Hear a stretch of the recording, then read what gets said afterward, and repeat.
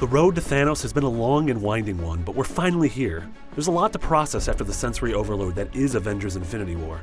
But after that insane ending, we're definitely left with a handful of lingering questions. Here are the 7 biggest things we still want to know after seeing Infinity War. The movie opens in the ruins of the spaceship that housed the living Asgardians at the end of Thor Ragnarok. Thanos came calling and killed half the folks on the vessel, including Heimdall and Loki. But what about the half he didn't kill? Are they still alive after Thanos destroys the remains of the ship? What about Valkyrie and Korg? Maybe New Asgard had a bunch of life rafts that they were able to make it out on? As someone who loves Korg, I'm just going to keep telling myself that. Another strange thing early on in the movie comes when Thor meets the Guardians of the Galaxy. The Norse god casually mentions how Thanos recently got the Power Stone by wrecking Xandar. Given the close connections the Guardians have with the planet and the stone, it's strange that they hadn't heard about this until now. You'd imagine that the first thing the citizens of Xandar would do when Thanos came knocking would be to send a distress call to the team that helped save the planet a few years prior. So this one's a bit of a cheat. The movie does have a single line of dialogue that explains that Hawkeye and Ant-Man took deals after Civil War and are currently in government protection. But after the past year of speculating about Hawkeye's secret mission in Infinity War, this is what we get? Seriously, what are these guys up to? We're not mad, we're just disappointed.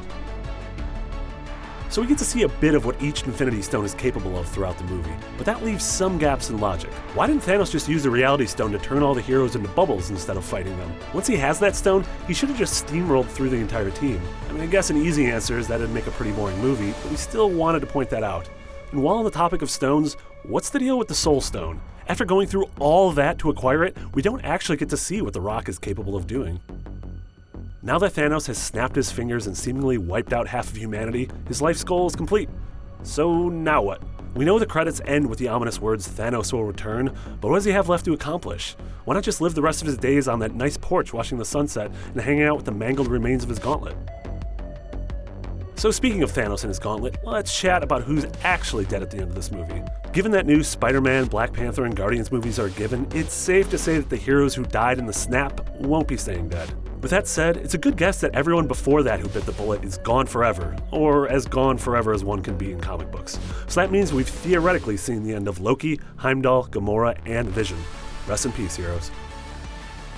The stinger after the credits shows that Nick Fury spends his final moments alive activating a 90s-era beeper that flashes Captain Marvel's logo. It appears as if he's had this break glass in case of emergency button for the better part of 2 decades. So why did he wait until now to use it? Why not just use it a couple years ago during the Battle of New York when Loki and the Chitauri tore the city apart? There you have it, 7 of our biggest questions after seeing Avengers Infinity War. Let us know what you thought of the movie, and if you liked that video, check out our breakdown of the ending and the post-credit stinger. And for all things Avengers, stay right here on IGN.